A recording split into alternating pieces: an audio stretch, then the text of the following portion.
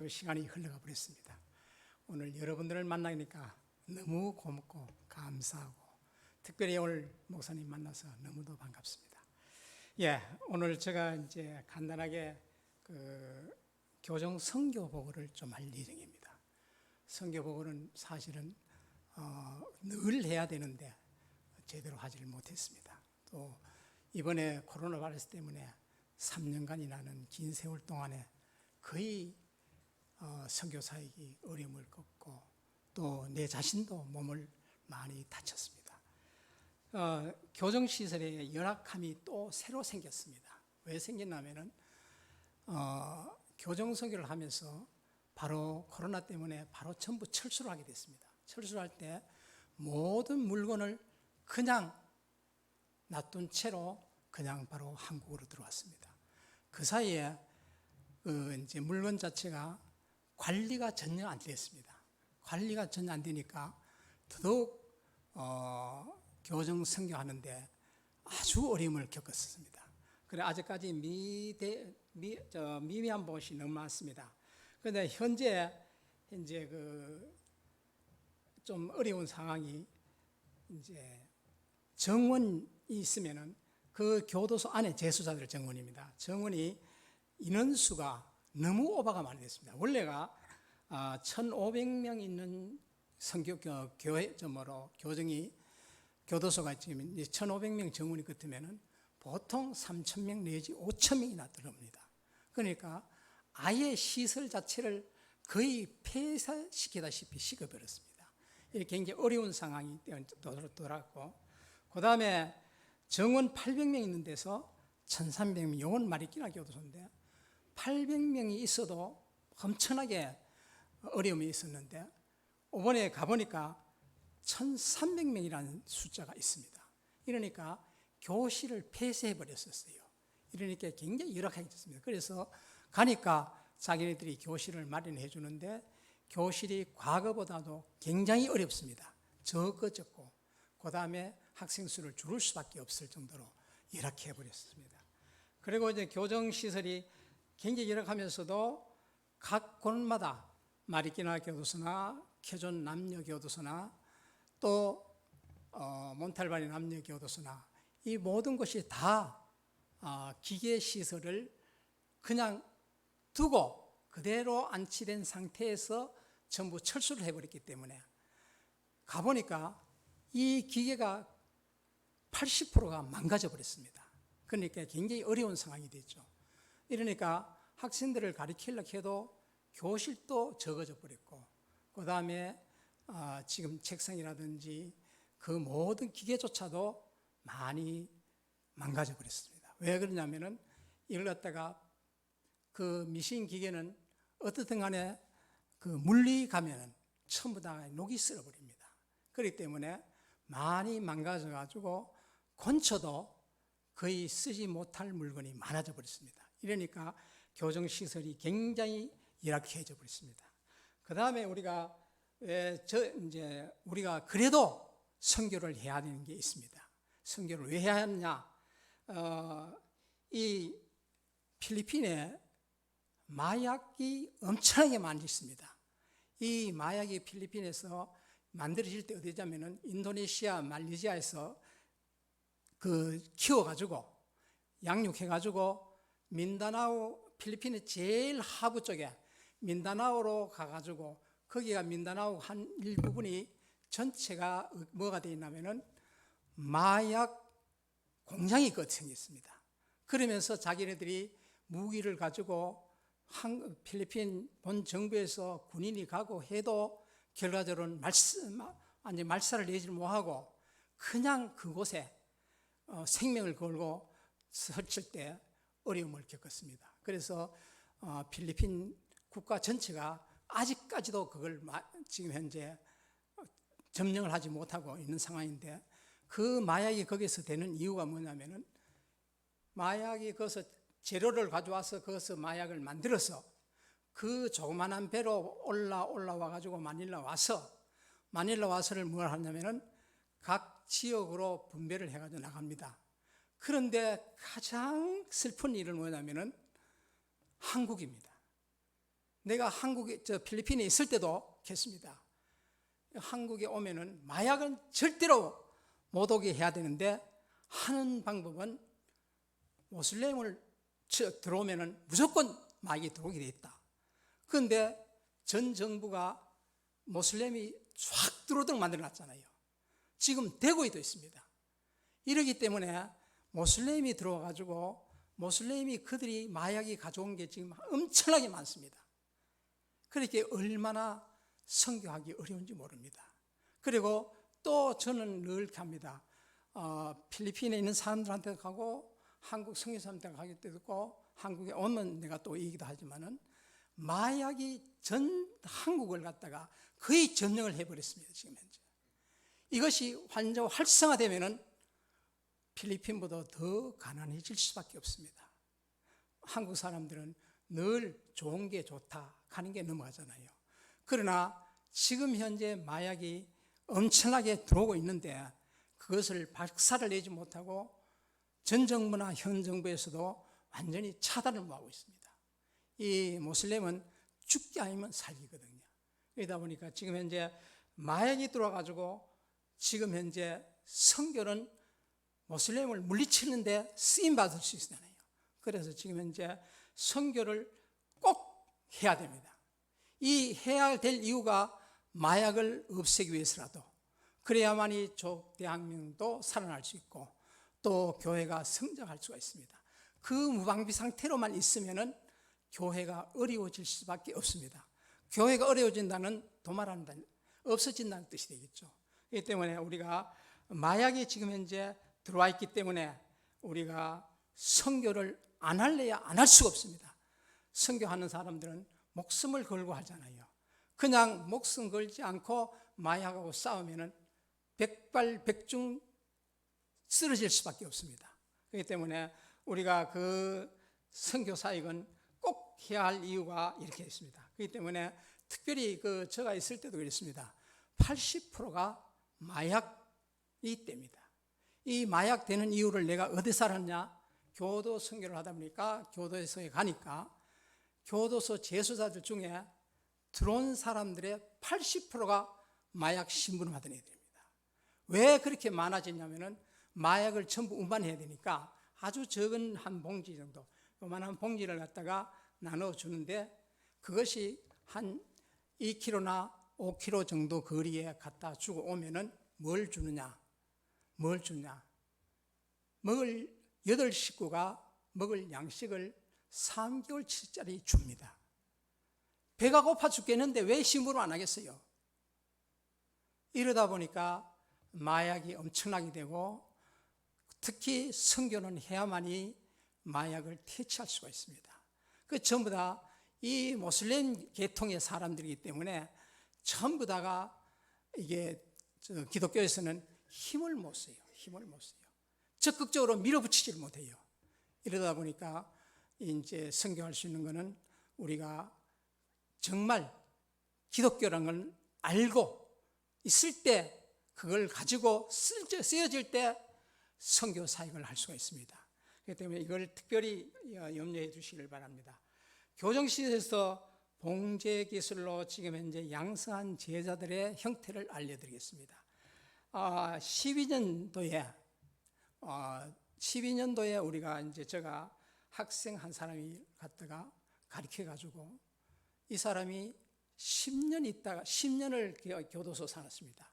그래서 살면서 5년을 마치고 그 다음 연애에서 5년을 키울 때 그 5년 동안 저한테 배웠습니다. 배워가지고 이제 자기가 이제 독립을 하게 됩니다. 독립을 하는데 이제 물었습니다. 부인이 있느냐? 없대요. 자녀들 있나? 없대요. 정말 불쌍한 사람이죠. 돈도 없고 가족도 없고 그러니까 굉장히 불쌍합니다. 그런데 그 사람이 내한테 참 5년간을 배우면서 열심히 일을 했습니다. 그래서 시키면 시킨 대로 묵묵히 했습니다. 그래가지고 그때 이제 제가 그 학생에게 나갈 때 그럼 우리 조그만한 가게라도 차리자. 그래 가게를 차리자. 그러니까 이건 너무 좋아해요. 그래서 민민가에 가서 조그마한 가게를 차렸습니다. 차려주고 미싱하고 그 재료하고 그 다음에 아이롱이라든지 기타 여러 가지를 사가지고 할 수 있도록 만들어줬습니다. 만들어주니까 너무 좋아하죠. 근데 가족도 없어요. 애들도 없고. 그래가지고 이 사람이 자립을 했습니다. 근데 내가 한 3개월 있다가 이제 찾아갔습니다. 어떻게 하는지. 그리고 마침 공휴일을 가지고 시간이 있어서 갔습니다. 가니까 웬 여자가 있어요. 그래 물었습니다. 아니 웬 여자냐? 니 뭐 바람 피우는 거 아니냐? 이래 물으니까 와이프라는 겁니다. 와이프 없다 않겠나 거기. 10년간을 그 교도소에 갈 때 마약 때문에 마약 심부름하다가 붙들려 간 뒤에는 그대로 가족이 파산이 되어버렸습니다. 엄마는 엄마, 자녀는 자녀대로 전부 10년간을 그냥 헤매고 있었습니다. 그러다가 이 아들이 아빠가 부인이 남편이 어디서 한다는 소문을 듣고 찾아와가지고 왔기 때문에 자기 와이프라 하는 게라. 그래 잘 됐다. 그럼 둘이 해라. 그래 열심히 해라. 이래 됐습니다. 그리고 참 열심히 일을 해가지고 어느 정도 돈을 벌게 되고 가정을 꾸려나가게 되고. 그런데 내가 2달 있다 다시 한 번 더 갔습니다. 가니까 조그만 아이들이 3명이나 있어요. 전 누구냐? 가니까 즉 필리핀말 아나 자식들이라는 겁니다. 자식들 3명이나 와가지고 아빠 엄마를 찾아왔습니다. 그러니까 가정이 깨졌다가 하나의 가정이 만들어졌습니다. 만들어지니까 얼마나 참 아버지로서 남편으로서 얼마나 든든하겠습니까? 그래서 참 열심히 이제 만들고 했는데 이것이 필리핀에 가면은 우리나라 같으면은 동아일보나 조선일보 정도 수준에 있는 메트로 마닐라의 이제 그 신문인데 이 신문사에서 기자가 왔습니다. 기자가 와가지고 저를 찾아요. 아니 내가 수업 중인데 그건 난 만날 필요 없다. 난 만날 사람도 없다. 그러니까 아무 소리 말고 보내보라. 이 사람이 5번이나 와가지고 내가 그것이 안 나가니까 복지 담당자 교정사가 하는 자기가 대충 설명을 했습니다. 복지 담당자가 설명을 하니까 그걸 그대로 받아 적어가지고 신문에 대서특필이 됐습니다. 대서특필이 돼가지고 그 신문사는 나는 그 신문을 6년 7년도도 한 번도 본 적이 없습니다. 그러나 어느 날 교도청에서 이제 행사가 있었습니다. 행사가 가니까 저한테 꼭 교도청장 한국도 왔던 사람입니다. 왔던 사람인데 꼭 그날 참석해 주세요 하더라고요. 왜요? 아니 나는 지금 수업하러 가야 됩니다. 가니까 수업은 나비 두시고 꼭 오셔야 됩니다. 갔죠. 가니까 그날 이제 시상을 쭉 하면서 저도 이제 시상을 받게 됐습니다. 받게 됐는데 마침 필리핀 대통령 아키노가 있었습니다. 그 앞에 같이 서 있었습니다. 그래서 아키노한테 이 사람은 대한민국 선교사인데 설명을 해주시더라고요. 그러니까 아키노가 너무 좋아가지고 너무 반갑다고 그러면서 이제 그 시상식을 받았는데 이렇게 이제 그 대외적으로 알려지는 건 내가 굉장히 아주 싫어합니다. 그런데 대외적으로 알려질 수밖에 없는 일이 되어버렸습니다. 그래서 제가 조금 그 대신에 교정 선교를 한다든지 할 때가 굉장히 편리해졌습니다. 이렇게 모든 교도소마다 아주 이제 접대를 하는데 조금 달라졌어요. 그렇게 편리하게 됐죠. 그래서 내가 이제 이 사람이 잘 되고 그 후에 사람들도 개별적으로 그런데 그 많은 사람들이 나갔으면서도 어느 날에 가보면은 이살 나가 버렸어요. 왜 이살 나갔느냐? 전부 다 가정이 어려웠기 때문에 많은 부채를 지고 있다 보니까 미싱하고 들고 이걸 뺏기길 직전이라. 야, 며칠 후에 내가 와가지고 돈 안 주면은 네가 그거 다 가져간다. 이런 식이 되어버렸습니다. 그래서 자기네들이 내한테 보고도 안 하고 아무 소리도 안 하고 그냥 사라져 버렸습니다. 그런데 어느 날에 가보니까 없는 거라. 이 숫자가 많아지는 게라. 그래서 내가 그래, 다행히도 살고 있다 하는 것 자체가 나는 그걸로 성공이 됐다. 이렇기 때문에 어려운 일 있지만은 열심히 살아라. 이래서 조금 미비하지만은 그러나 그걸 가지고 뺏기지 않고 가지고 가서 단지방으로 아주 멀리 갑니다. 메트로 마닐라에 있는 게 아니고 아예 민다나오로 간다든지 아니면 수비 간다든지 이렇게 아예 멀리 가버립니다. 그래야만이 좀 유지를 할 수 있잖아요. 그래서 자기 생활을 해 나가고 있습니다. 이 사람들이 숫자가 자꾸 늘어나는데 내가 굳이 일일이 가서 뭐 찾아보고 할 이유는 없잖아요. 그래서 지금 현재 그 자립하는 사람들이 조금 자꾸 생기니까 이외로 좋아졌는데 지금 현재 그 가장 어려운 거는 제가 교정 선교하면서 코로나가 오므로 말미암아 내가 나왔다가 들어가고 3차 접종하고 내가 어려움을 당하고 조금 코로나 때문에 조금 일이 지연되고 조금 어려웠습니다. 그러나 지금 현재 외래로 잘 되고 있으니까 뭐 여러분들이 애로사항이 있어도 잘 넘어가고 있습니다. 이건 바로 여러분들의 기도가 이루어지고 있기 때문에 그런 줄 알고 믿고 있습니다. 그렇기 때문에 지키속적으로 여러분들이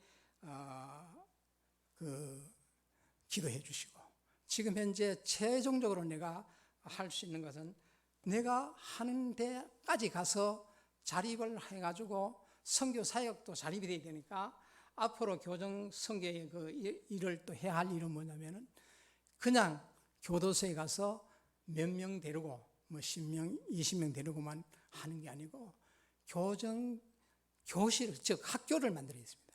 학교를 만들고 그래서 기술학교를 만들어 가지고 이제 이것이 대량으로 기술자가 나가서 자립을 할 수 있도록 해야 하는 게 제 목표입니다. 그렇기 때문에 여러분들이 기도하실 때 이걸 아시고 기도 좀 특별히 해 주시기를 부탁을 드립니다. 같이 기도합시다. 여호와 하나님 아버지여, 저희들을 사랑해 주셔서 주님의 나라를 확장하는 데 쓰임받게 하셨사오니 감사를 드립니다. 이 쓰임받는 데 또 옆에서 여호와 하나님 아버지를 사랑해 주셔서 지켜주시고 인도하여 주심을 진실로 감사를 드립니다. 귀한 서부제일교회 귀한 목사님을 비롯하여 우리 귀한 장로님들, 권사님, 집사님들, 전 성도들이 기도해 주셔서 좋은 결과를 이루어질 수 있도록 허락하여 주신 것 너무 감사합니다. 이 감사함을 늘 감사를 지키면서 우리 성도들 사이에도 기쁨과 즐거움이 일어날 수 있도록 지켜주시고 인도하여 주옵소서. 예수 그리스도 이름으로 기도드리옵나이다. 아멘. 격려의 박수하겠습니다.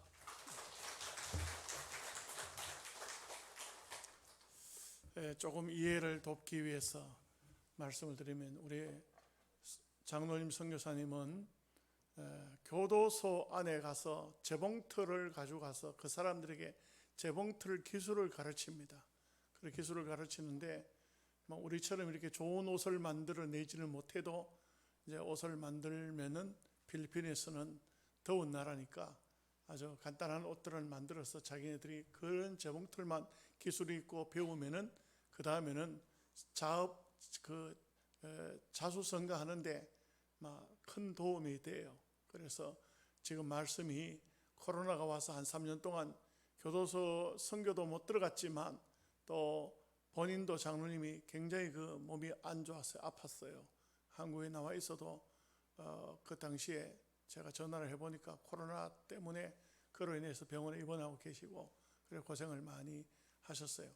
제가 그 마르키나 교도소를 가보니까 그때 800명인데도 사람들이 앉아도 안 하고 서도 안 하고 그냥 그야말로 막 교도소 안에 800명의 죄수들이 꽉 차 있어요. 막 콩나물 시루처럼 그렇게 돼 있는데 지금 1300명이라 하면 저는 볼 때 거의 거기서 숨 쉬는 것도 쉽지 않을 것 같아요. 그런 상태인데, 날씨는 또 우리가 갔을 때 얼마나 덥든지, 얼마나 더워가지고 잠깐 들어갔다 나온데도 막 완전히, 거기 살고 있는 사람은 모르지만 우리는 잠깐 들어가가지고 얼마나 덥든지, 덥고 힘들고, 여기서 살아남는다, 여기서 산다는 것이 얼마나 힘들까. 캐존 교도소를 가봤는데, 거기는 우리 한국 사람이 갇혀 있어가지고 거기를 갔는데, 거기는 완전 닭장이에요, 닭장. 이 사람이 사는 장소가 아니에요. 그냥 닭장, 말 그대로. 선교하러 같이 갔던 목사님들 중에 거기 가서 그 모습만 보고도 막 엉엉 울었어요. 이게 사람 사는 곳인가, 그럴 정도로 참 힘들었어요.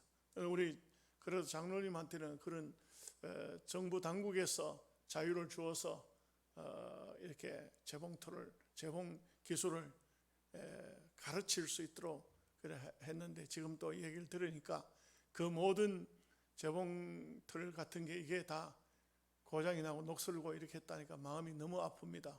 하여간 우리는 지금 현재 협력 선교로 조금씩 돕고 있습니다만, 기회가 생기면 또 도울 수 있도록, 우리 얼마 전에 말씀을 드렸던 것은 우리 여준사님이 돈을 한 500만 원 들여가지고 재봉틀을 사가지고 거기서 했었는데, 또 그 재봉틀마저도 우리 한국 국내 교회들이 도와서 이렇게 했었는데 녹슬다고 했다니까 참 마음이 짠합니다. 오늘 기도해야 되겠고, 또 힘이 자라는 대로 물질적인 선교도 해야 되겠습니다.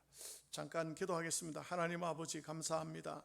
오늘 이 종이 또 말씀 전가하고자 합니다. 짧은 시간이지만 은혜가 되도록 역사하여 주옵소서. 주님의 손에 맡기며 예수님의 이름으로 기도하옵나이다.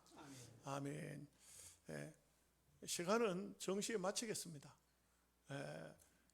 선교사님이 했다고 해가지고 더 오래 안 하고, 하여간 또 압축해서 시간을 맞춰서 최대한 같은 시간에 마치도록 하겠습니다. 오늘 우리가 배워야 될 것은 하나님의 나라. 하나님의 나라가 여러분 뭐라고 생각하십니까? 하나님의 나라, 이거는 다른 말로 하면 우리가 흔히 말하는 천국, 천당, 주님이 계시는 곳, 이것을 하나님의 나라라고 이렇게 인식하고 있죠. 아멘 하십니까? 다르게 하나님 나라를 생각해 보셨나요? 다르게. 그래서 다르게 생각을 안 해보셨을 테고, 또 그런 말씀을 배워도 시간이 지나면서 흘러갔을 테니까 제가 말씀을 드리고자 하는 것입니다. 존 브라이트라는 학자는 이렇게 말합니다. 도래하는 신정국가, 다시 말하면 하나님이 다스리는 곳이 하나님의 나라다 이거죠. 그래서 이 하나님의 나라를 히브리 말로는 말쿠스트라는 이 말과 또 헬라어 말에는 바실레이아, 똑같이 이 말은 히브리 말이나 헬라 말이나 이 하나님의 나라는 똑같은 의미로 세 가지를 말하고 있어요. 첫째는 하나님이 통치하는 곳, 하나님이 통치하는 곳. 두 번째는 하나님이 지배하는 곳. 세 번째는 하나님이 왕권, 하나님의 왕권, 하나님이 왕이 되시는 곳이 바로 하나님의 나라다, 이렇게 말하고 있어요. 로마서 14장 17절 말씀에는 하나님의 나라는 먹는 것과 마시는 것이 아니요 오직 성령 안에서 의와 평강과 희락이라. 우리가 생각하는 저 해분 하늘, 그 하늘에 계신, 그 해분에 계시는 하나님의 나라를 말씀한 것도 성경이 있지만, 그러나 여기에서 오늘 말씀하고 있는 하나님의 나라는 일단 이렇게 말하고 있죠. 먹는 것 마시는 것이 아니라, 물론 천국에서도 우리가 먹는 것 마시는 것 때문에 전당 가서 뭘 먹을까 뭘 입을까 그런 것은 아니겠지만, 이것을 말하는 것이 아닙니다. 누가복음 17장 20절 21절 말씀에 보면 바리새인들이 하나님의 나라가 어느 때에 임하겠나이까, 이 바리새인들의 의미는 또 하나님 나라가 언제 임하겠냐 하는 것은, 어찌 보면은 이 땅 위에 하나님의 나라, 계시록적으로 말하면 하늘에서 새 하늘과 새 땅이 내려온다, 하나님의 세계가 이 땅에 임한다, 이걸 따져서 하나님의 나라라고 말합니다. 그런데 사실상 하나님의 나라라는 것은 칼빈주의에서는 하나님의 절대 주권이 이루어지는 곳이 하나님의 나라이다, 이렇게 말하고 있습니다. 자, 그러면 하나님의 나라가 뭐냐? 하나님의 나라라는 것은 하나님이 통치하는 곳, 하나님이 다스리는 곳, 하나님을 왕으로 모시는 곳, 이걸 다른 말로 하면 교회입니다. 이 교회이고, 또 개인적으로는 하나님의 나라는 우리의 속에 있는 것입니다. 예수님을 믿고 예수님을 영접하면 예수님이 우리의 심령 속에 오심으로 하나님 나라가 우리의 속에서부터 이루어져야 되는 것입니다. 그래서 너희가 하나님의 성전인 것을 알지 못하느냐? 그렇다면, 알지 못한다면 너희는 버림받은 자니라. 우리가 항상 내 심령 속에 주님이, 성령님이 계신다, 이것이 바로 하나님 나라의 도래, 신정국가, 하나님의 통치, 하나님을 왕으로 모시는, 우리가 교회라는 것이 지상적인 교회는 전투적인 교회라고 말했죠. 늘 이 전투적인 교회에다가 보니까 마귀와의 싸움에서 어떤 때는 눈에 보이는 이단 때문에, 어떤 때는 정말 치졸하기 그지없는 목사, 장로, 교회 안의 지도자들이 서로 어떤 다툼이 생겨가지고 서로 싸우고 이렇게 하는 것은, 이거는 하나님의 나라가 아니고 하나님 나라를 망가뜨리는 정말 기가 막힌 현장이라고 할 수가 있습니다. 그렇기 때문에 우리가 하나님의 나라에 대한 올바른 인식을 가지게 되면, 하나님 앞에 하박국 선지자는 주의 전에서 만천하는 잠잠할지니라. 우리가 하나님의 교회에서 함부로 말하면 안 된다 이거죠. 하나님의 나라는 대단히 엄숙한 것이고, 하나님의 나라는 대단히 이곳에 어미하신 하나님이 계신다, 전능하신 하나님이 계신다, 이런 것입니다. 다시 정리합니다. 하나님의 나라는 어디냐? 우리의 마음이 하나님의 나라가 되어야 됩니다. 하나님이 내 마음을 통치해야 됩니다. 하나님의 나라는 어디냐? 이 지상에는 교회입니다. 교회를 통해서 하나님 말씀이 주어지고 하나님의 뜻이 주어져서 우리가 하나님의 말씀을 받아서 순종하는 것입니다. 그래서 교회를 말합니다. 완전한 하나님의 나라는 저 하늘, 이건 에클레시아가 저 하늘나라에서는 천상교회로, 그야말로 하나님이 완전한 구속된, 보혈로 구속된 백성들을 다스리는 완전한 하나님의 나라는 천상 하나님의 나라, 천상 세계를 말하고 있는 것입니다. 그런데 오늘 예수님께서는 많은 비유의 말씀을 주십니다. 오늘 말씀은 29절까지지만 계속해서 이 말씀이 나옵니다. 제가 말씀을 드린 것처럼 비유가 사복음서에 예수님이 비유를 하신 것이 약 50개 정도 돼요. 50개 정도에 더블 되는 것이 있어서 분류를 하기가 어려워서 약 50개라 이렇게 말을 합니다. 이 모든 비유들은 대체적으로 보면 하나님의 나라입니다. 그래서 예수님께서 이런 말씀을 하시죠. 내가 하나님의 나라를 무엇으로 비유할꼬? 예수님은 신적인 권위를 하나님의 아들이시고 곧 하나님이시지만, 그래도 우리에게 알려주기 위하여서 이 세상 사물, 이 세상 모든 물건, 이 세상에 있는 존재하고 있는 모든 것을 통틀어서 하나님 나라를 비유했다 이 말씀입니다. 이 말씀이 뭐냐 하면은, 우리가 좀 더 이 계시를 말할 때 성경에 기록된 것은 특별 계시라고 하고, 이 세상에 있는 모든 것들은 자연 계시라고 합니다. 근데 이 삼라만상 자연 속에 하나님의 계시가 다 들어있다 이 말이에요. 제가 누차 말씀을 드렸지만, 해가 아침에 떠서 저녁에 지는 것, 물론 이거는 공정과 자전에 의한 것이지만, 그러나 이것은 우리 인간의 눈에는 뭘 말합니까? 시작과 끝이 있다는 것을 보여주는 거예요. 봄이 있고 겨울이 있다는 것은 시작에서 끝이 나는 종말의 시기가 있다는 것을 말해주고 있어요. 모든 삼라만상 중에서도 다 보면 하나님의 자연 계시가 그 속에 들어 있습니다. 그래서 카라일이라는 그런 유명한 시인은 이런 말을 하죠. 영국의 시인이, 나는 성경책을 가지지 않아도 하나님의 말씀을 읽으면서 다닐 수가 있다. 이 세상 정말 모든 만물들을, 모든 것을 보면서 어떤 생각을 하냐? 하나님의 말씀을 읽는다. 하나님의 계시를 읽고 다닌다 이거죠. 이것은 하나님 나라에 대한 아주 예민한 그 신앙을 가지게 되면 이 하나님의 나라를 눈으로 떠서 볼 수가 있다 이 말이죠.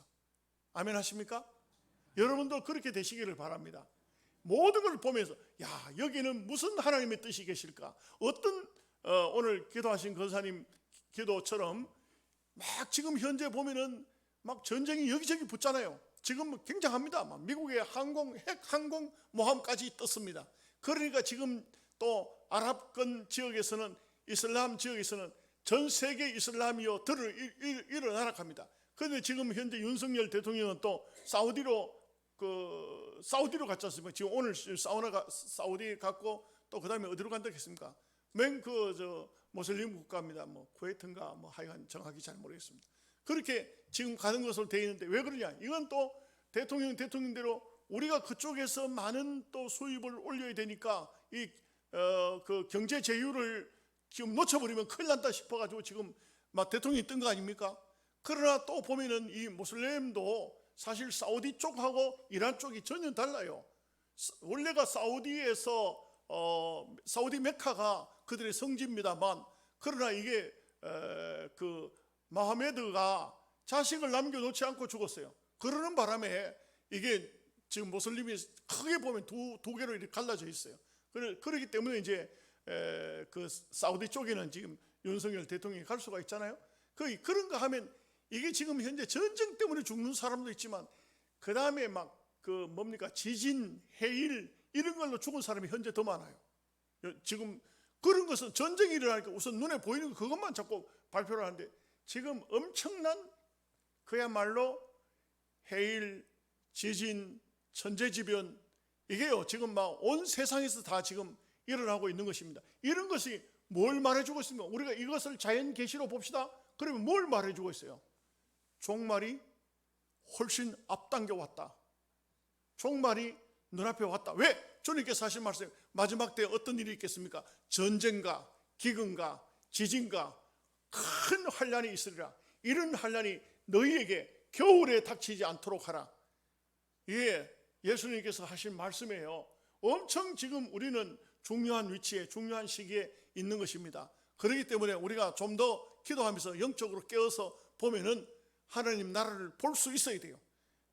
영적인 세계에서 성경을 통해서도 하나님 나라를 보지만 이 자연의 세계를 통해서도 하나님 나라를 볼 수 있어야 돼요. 그래서 오늘 주님께서 지금부터 이제 많은 계시의 말씀을 비유로 말씀을 해 주시는데, 이것은 우리를 통해서 교훈하고자 하는 게 뭐냐?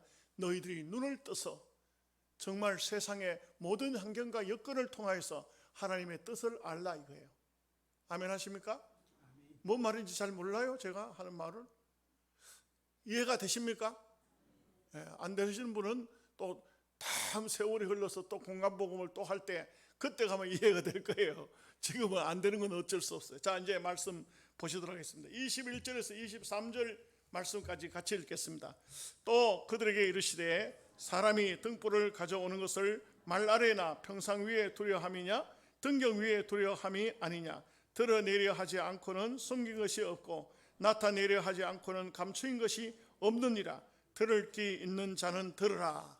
여러분, 가장 먼저 복음이 어디에서 드러나야 되느냐, 복음을 드러내는 장면을 하나님 나라의 첫 번째 과제로 삼았습니다. 여러분, 우리가 복음을 받았죠. 예수님을 믿지요. 여러분의 등불입니다. 너희 빛을 세상 앞에 빛이라고 합니다. 오늘 우리가 등불인데, 우리가 이 등불이 돼가지고 말 한 말 두 말 세는 말이죠. 그 속에 들어가 있으면 어떻게 되겠습니까?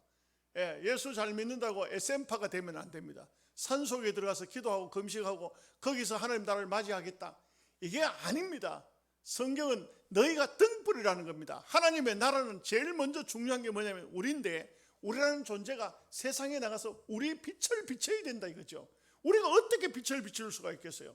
우리가 빛을 비추는 것은 너희의 착한 행실을 보고 하늘에 계신 너희 아버지께 영광을 돌리게 하라, 이렇게 말씀했기 때문에 여기에 등불을 말 아래 두지 않고 등경 위에 둔다는 것은 우리를 드러내라. 어디에 드러내라? 착한 일에 드러내라 이거죠.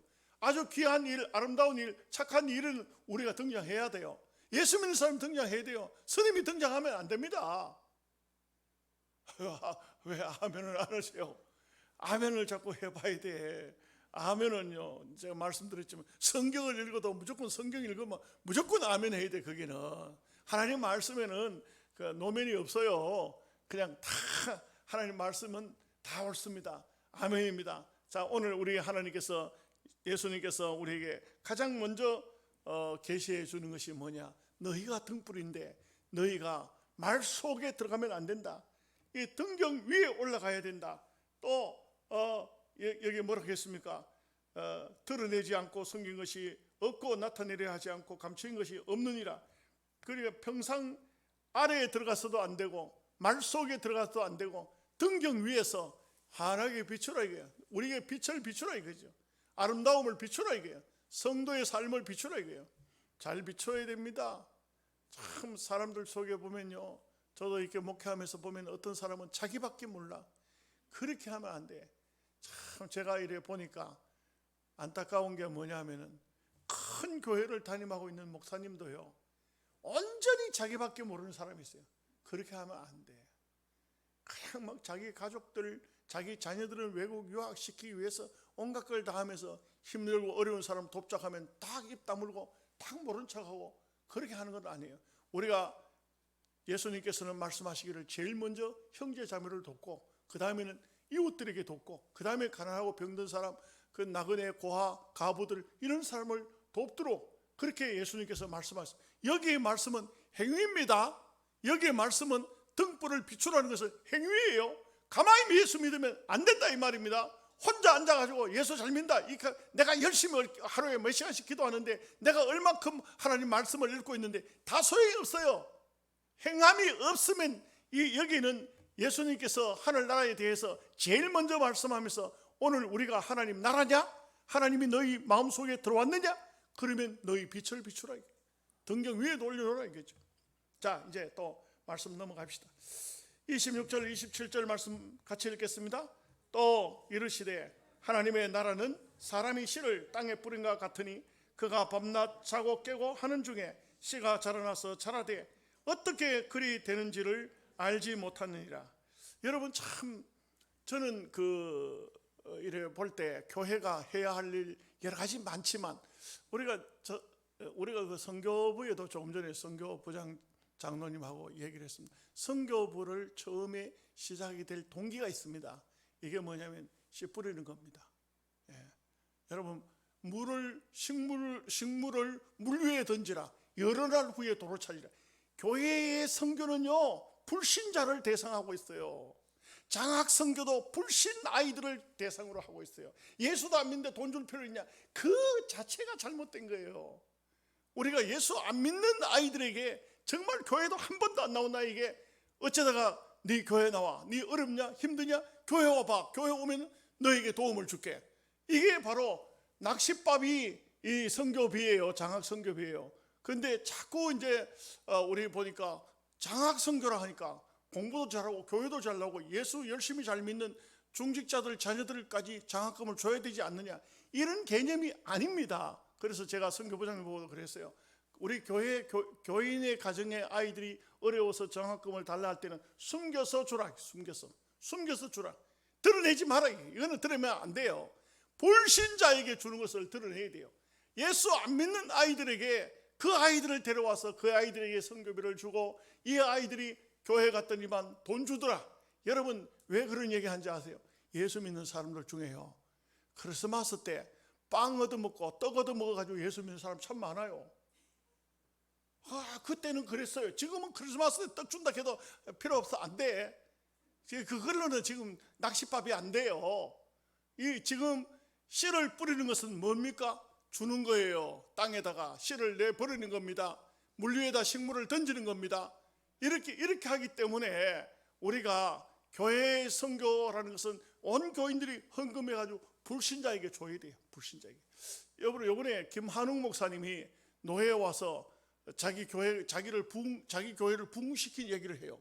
부흥시키는데 나는 우리 교회 내가 장로님이나 권사님들이 시험 들까봐 난 못할 것 같아.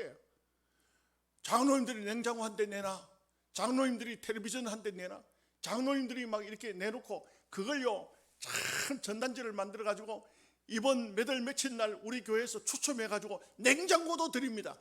우리 교회에서 추첨해 가지고 텔레비전도 드립니다.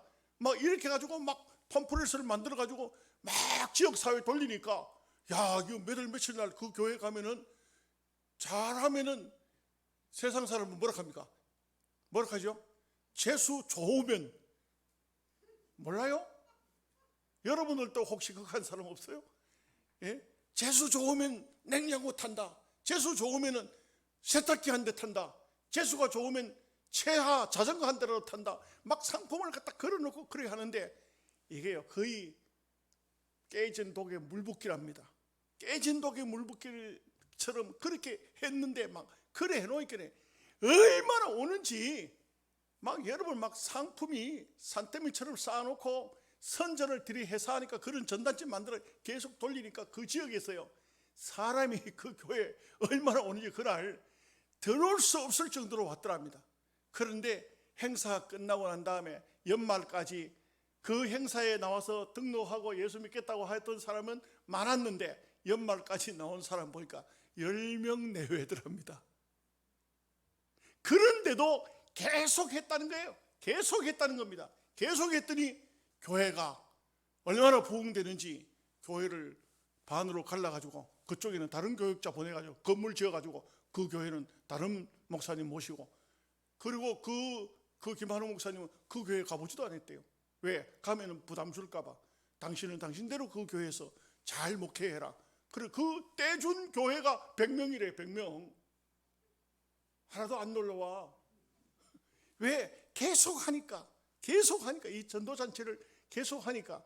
이게 뭡니까? 심는 거예요. 불신자들이 주는 겁니다. 그날 와 냉장고 한 대 타가지고 그날 닦아보고 교회 안 나온 사람도 있어요. 그래도 주는 거예요. 이 씨를 심는 겁니다. 하나님 나라는 뭐냐? 하나님 나라는 계속 씨를 뿌려야 돼요. 아멘 하십니까? 그 다음에 26절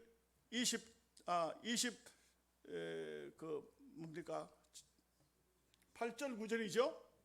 맞습니까? 8절 9절 같이 읽겠습니다. 땅이 스스로 열매를 맺되 처음에는 싹이요 다음에는 이삭이요 그 다음에는 이삭의 충실한 곡식이라.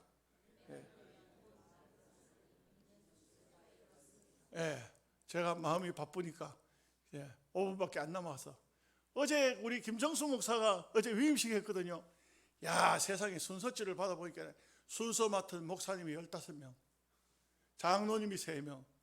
내가 가만히 생각하기, 우리 이남전도회 장로님들하고 같이 갔는데, 야, 이거 끝나고 나면 집에 올 수 있겠나? 12시에서 오겠다 이런 생각이 들더라고요. 오후 3시에 시작한대. 그래가지고 제가 설교를 하기 때문에, 제가 설교를 열심히 해버리면은 그러면 뒤에 사람들 다 작살나게 생겼어. 그래서 제가 미리 약속을 했어요. 15분만 설교하겠다고. 15분만 설교하겠다 했는데, 그런데요 제가 딱 또다시 또 줄여가지고 해보니까 정확히 내가 볼 때는 시계 7분이요 7분 만에 끝났어. 설교를 7분 만에 끝냈어. 그래도 난 할 얘기 다 했어. 예하까지 다 했어요.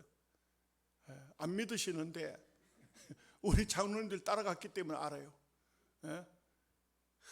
그래 했는데, 그러니까 1시간 50분 만에 끝이 나더라고.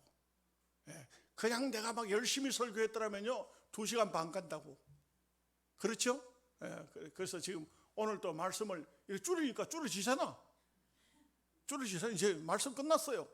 뭐냐? 처음 나오는 신자는 싹이요, 싹이요. 두 번째는 어때요?